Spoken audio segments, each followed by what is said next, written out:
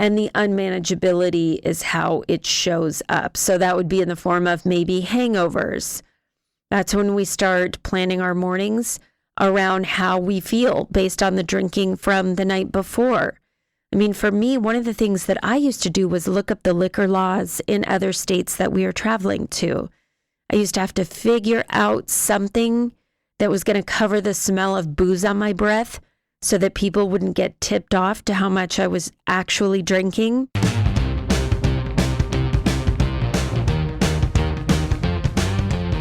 Welcome to Amy Liz Harrison's podcast, Eternally Amy, a mum of eight's journey from jail to joy.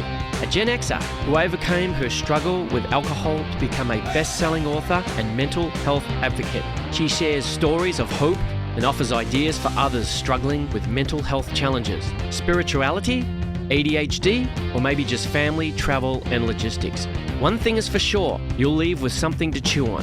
And now, here's your host, Amy Liz Harrison, with your mystery meat sandwich. Greetings, compadres, for your mystery meat sandwich today. The power within. The power is within. But where is this wonderful power to be contacted? The answer is simple. This power is to be found within your own consciousness. The last place most people would look for it. Within your own mentality, there lies a source of energy stronger than electricity, more potent than high explosive, unlimited and inexhaustible. You only need to make conscious contact with it to set it working in your affairs. This indwelling power, the inner light, is spoken of in the Bible as a child. The conscious discovery by you that you have this power within you and your determination to make use of it is the birth of the child. For unto us a child is born, unto us a son is given, and the government shall be on his shoulders, and his name shall be called Wonderful Counselor, Mighty God, the Everlasting Father, the Prince of Peace. And that's Isaiah 9:6.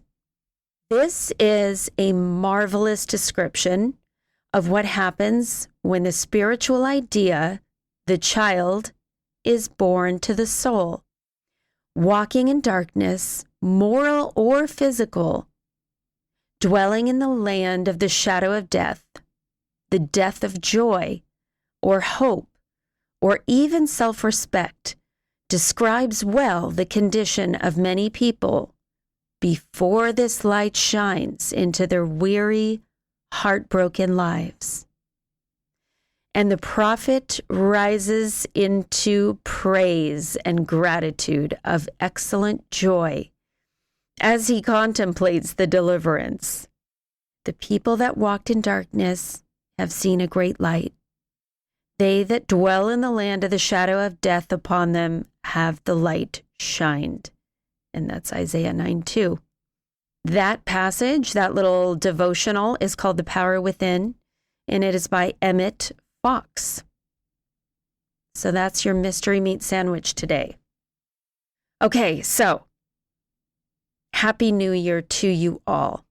I want to thank you guys so much, first of all, for listening to Eternally Amy, and I want to welcome anybody who's new or maybe has just stumbled upon this podcast. It means a lot to me that you would take the time to listen for even a couple moments, because I know how valuable time is. And so I hope you hear something today that resonates with you or makes you think a little bit. And if that's the case, I hope you come back and listen again. And if you've listened to me for any considerable amount of time or read anything that I've written, I've authored a couple of books. I absolutely hate nothing more than pimping myself out, but it does help me to get my messages across to those who might be desiring recovery or sobriety. It always helps, to just kind of convey messages to people who wouldn't otherwise find them. So, of course, every review, every share always is helpful, and It feels extremely awkward and uncomfortable for me to ask for that, but I'm just throwing it out there because you know what to do. That's all I'm going to say. One more quick housekeeping thing that I would like to say quickly before I jump into the empowerment of powerlessness. And that is, if you're new here, I wanted to explain quickly how my podcast is laid out. I do talk about this in the intro, but I use the phrase from jail to joy because when I got my DUI and spent the night in jail, that was actually the turning point for me. That was the beginning of my convalescence from alcoholism. It was the foundation of which my new life really began. It was the start, right? Like the starting place. So if you want to hear that full story, you're welcome to hear it. I tell it in its full regalia, or I told it last year, I guess I should say in its full regalia. And we will have that in the show notes for you. And yeah, that's where I explain the whole and unpack, I guess, the kit and caboodle. So the podcast is broken down into 3 parts. The mystery meat sandwich. When you get to jail, they give you a brown bag, at least they do at King County Jail. Or, excuse me, I just had a little beverage issue spilling. That's funny because being sober, I don't often spill beverages anymore, but today I do, apparently. Okay, so the mystery meat sandwich, something to chew on. And then the podcast content, the middle part, the main event is the chaplain's chat. And then the bailout bag. When you leave jail, they hand you your clothes in a bag and they have you sign some stuff and you're kind of on your way. So that is how I've modeled the podcast. And I hope you enjoy. As I move into the actual meat and potatoes, the chaplain's chat today, what I've decided to do for 2023 is every month I'm going to talk about one of the 12 steps. And for me, I am an active member of a 12-step program.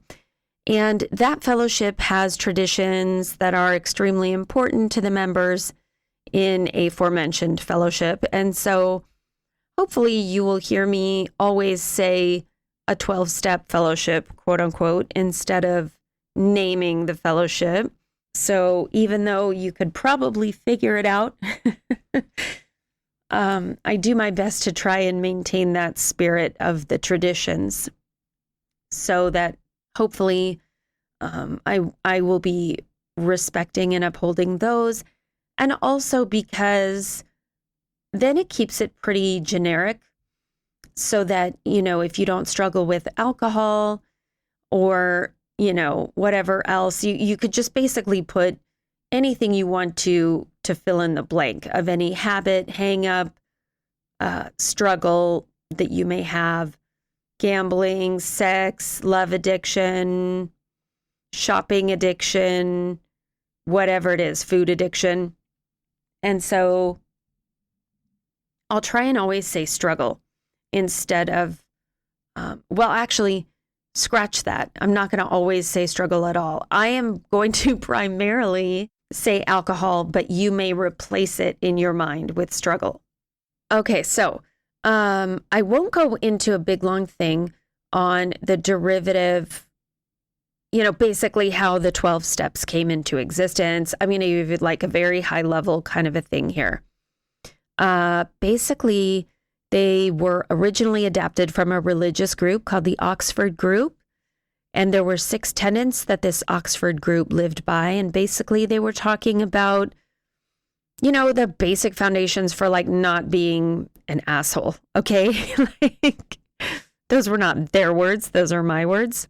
Admitting that we don't function our very best on our own strength when we are captivated by struggles, that we need some kind of a higher power in our life. And, we need to examine our lives and make restitution.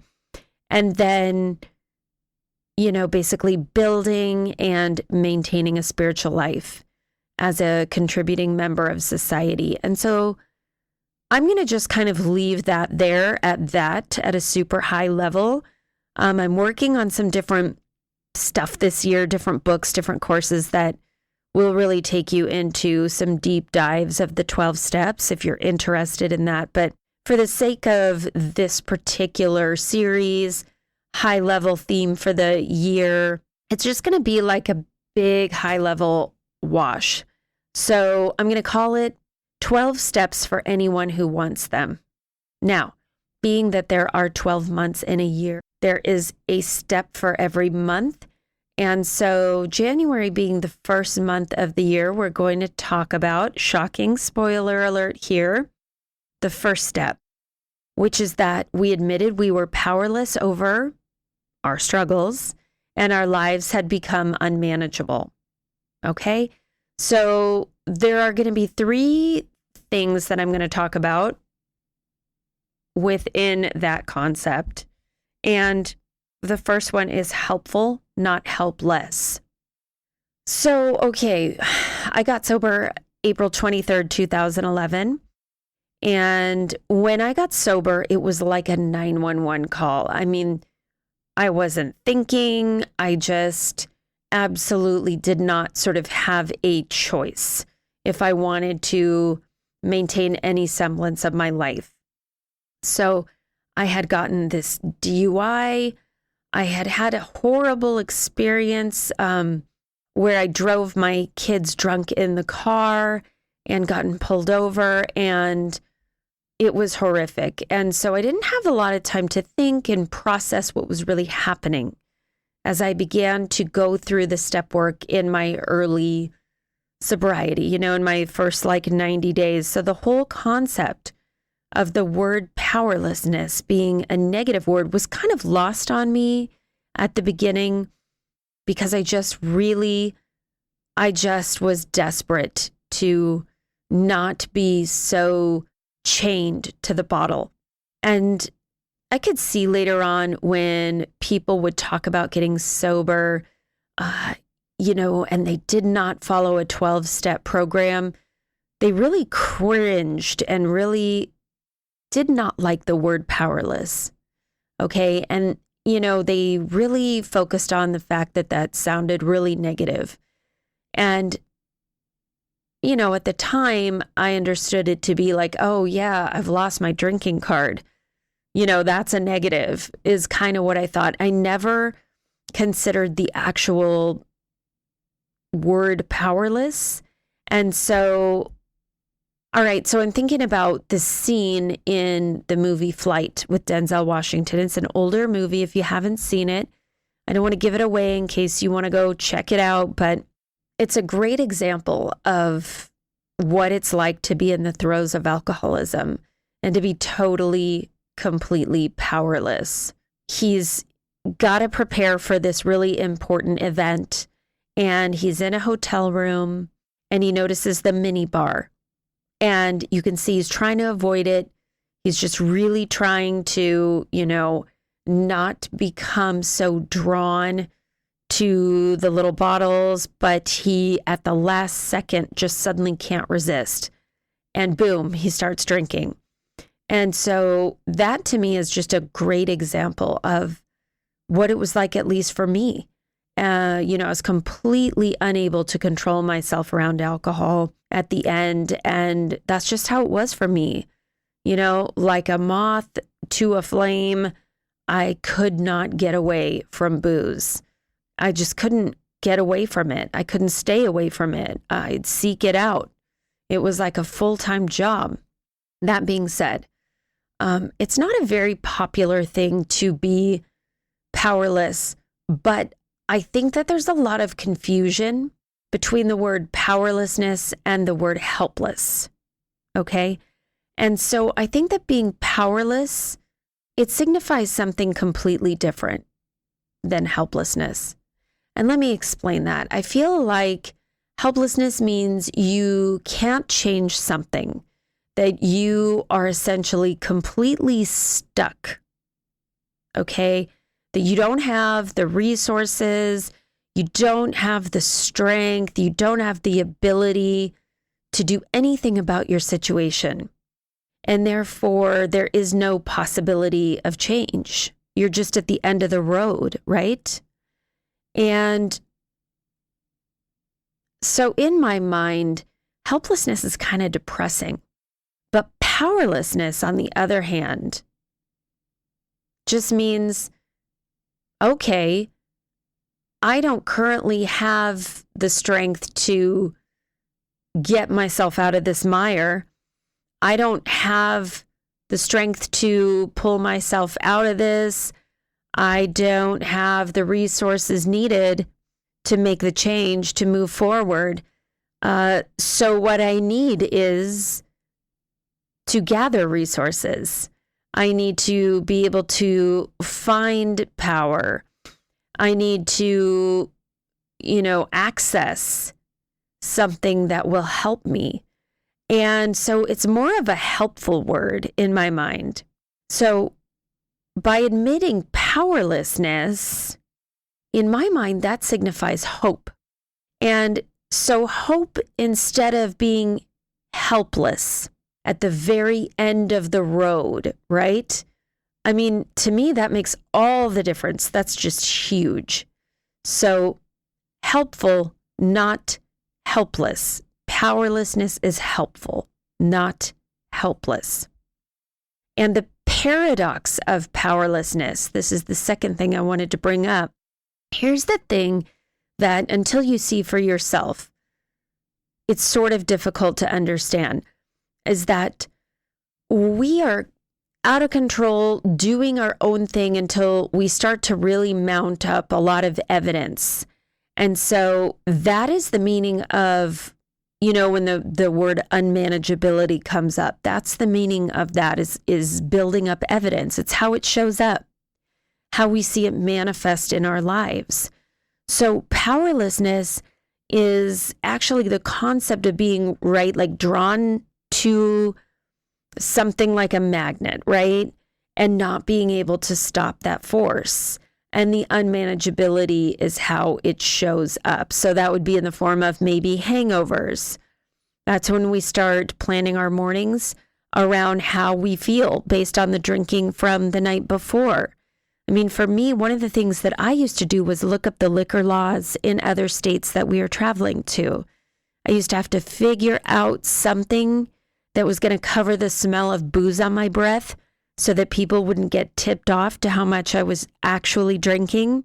Because, first of all, it was day drinking. And, this is at the end of my alcoholism before getting sober, that, it's generally frowned upon to day drink in my circles, in our demographic here in the greater Puget Sound area. At least 12 years ago, almost 12 years ago, it was.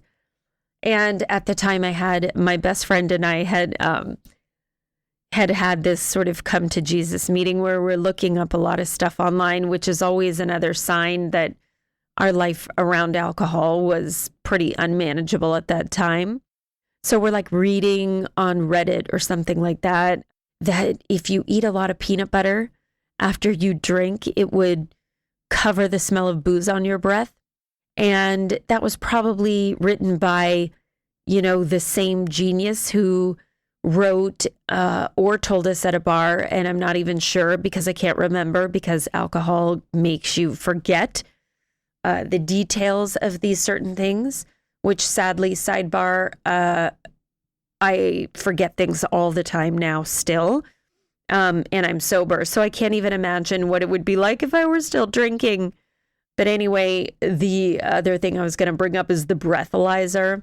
We had either talked to somebody in a bar or we had read online that if you're pulled over for DUI, you just refuse to blow into the breathalyzer and you're good to go, because by the time you get to the hospital for them to draw your blood alcohol level would have at least decreased by, a little bit. And so then when you went to court, you wouldn't be charged with such a great, number of alcohol in your blood. Oh my gosh, I don't even know. But what I do know is this. I remembered that little piece of advice when I was pulled over for DUI. And at least in the state of Washington at that time, Not sure what the current laws are. If you failed to blow into a breathalyzer, it was an automatic year sentence with what I like to call a blow and go, which is basically means you have this interlock device that you had to have installed in your vehicle. And it was a breathalyzer that you'd have to blow into before the engine of your car would actually start.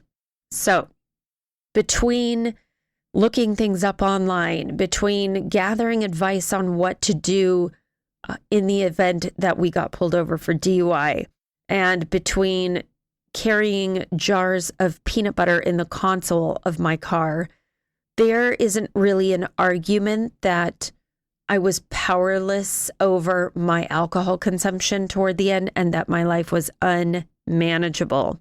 Although I would never really admit that because I was truly convinced that I was simply drinking too much and at any point in time I could quit. Although deep inside my heart of hearts, I knew that that wasn't true. I knew I couldn't just stop. But that's, of course, what I told everybody else because I just wanted people off my back. I wanted them to leave me alone so I could just drink and hopefully regain some sense of control over it. Because when I was out of control, I was having a blast, right? And when I did control my drinking, I wasn't having any fun. My whole life was revolved around staying at this nice, cool buzz level. And that just really was not working towards the end. I was just a complete hot mess. And I mean hot mess in all the negative senses. I looked terrible. I sounded terrible. I couldn't function. I was a horrible mother. I was a horrible wife. And I couldn't be relied upon. And all of those things I was powerless over because I couldn't quit drinking. So when I finally surrendered, and for me, that happened by way of that DUI and spending the night in King County Jail. When I finally surrendered, that's when I really could start to recover because you have to know what you're dealing with, right? A doctor has to be able to diagnose a patient before it can determine a course of action or a couple of courses of action, right? And that's the key is that, once a plan is made with a patient, right? That signifies hope, at least to me, that powerlessness is the key to empowerment, right? It is the key. It is like, we can't do anything about this until we know what we're dealing with and we admit it. So that is the paradox of the word powerless, is that it is actually a powerful word. Without surrender, basically, I'm just standing there on a treadmill of doom going absolutely nowhere, or I'm shoveling snow in the snowstorm. It's just a fool's errand. And so, that gift of desperation was what I needed. And what I eventually had was that gift of being absolutely flat on my back in my life. And once I had that gift of desperation, which is really that I didn't have any choices left except to surrender, right? I mean, that was when I really did see, I got nothing left. I'm lying in a jail cell. Am I right? And so it's like, a higher power can work with that. So finally, the spark of willingness, okay? If all that our soul needs to get started on a journey to find a power greater than ourselves, or at a very minimum, to gain admittance that our lives have certain aspects to them that we're powerless over. So the minute we gain that spark of willingness, anything is possible. So if you think about it, look, I'm not a Girl Scout. I was at one time, but we really didn't get flint and rub, rocks together and try and make fire. But a small spark is the beginning of a raging fire. How do I know this? Because although I didn't have access to any kind of way to build a fire from flint and rocks, the Carltons, that's my family of origin, did have what we called, quote, fire starter, unquote, cupcakes. My dad is one who prefers not to use the heater in a house, but prefers to use a wood fire instead. Fine, to each their own. But these little fire starter cupcakes are kind of a family joke because my mom would make these things out of sawdust and wax, and they would be these little kind of kindling type things that my dad would set on fire to begin to build a fire. Here's the thing. All we need to start a big raging fire is a little tiny bit. All we need is a tiny spark. And the same is true with sobriety and recovery, right? And again, it's that idea of powerlessness. So powerlessness is just a tiny little spark of willingness, right? That's what we need. That's all we need is a little tiny bit. It's almost impossible for me to look back now at over a decade of sobriety and remember that this whole thing was just started by a tiny little spark. But it is true. My life today looks absolutely nothing like it looked back then. And that's a miracle. And, in yoga, usually most classes are ended by saying the word namaste, which of course is Sanskrit for, one version is the light in me sees and honors the light in you, and in that light we are one. So there are many different translations. That's the one I'm familiar with. And so that spark of willingness where we're automatically ushered into basically a club. We've got that wristband. We've got that ticket to the amusement park where we are shoulder to shoulder with other people who also have a very tiny spark of willingness to admit powerlessness over whatever their struggles are. I mean, it's kind of cool because it shows that we belong. And I personally believe that human beings were designed for connection. So at birth, when we come into the world, we're not alone. At least, we're with one person, the person who bore us. And when we die, hopefully, we're not alone, although we could be. But the goal between those two events, birth and death, in my mind anyway, is to build and connect and be blessed by and enjoy each other's in communion, in relationship, in fellowship, in family, because that light of our souls will see each other's light and we'll be able to, grow each other by holding up mirrors, right? So that we can see ourselves in that other person. We can see their divinity and they can see ours, right? I just think that's such a lovely idea. We can reason things out together. We can disagree. We can wrestle about topics. We can basically move from being takers to givers as we put more logs on that fire and we stoke the fire over time. And then all of a sudden, you can look back starting the year 2023 and just go, wow, God willing, this year I'm going to celebrate 12 years of sobriety. And I can't even sit here and say that it's been any kind of a linear journey. It really hasn't. It's been a circuitous route for sure. But it has been so beautiful. And to think that it started with just a tiny spark, that powerlessness was actually willingness.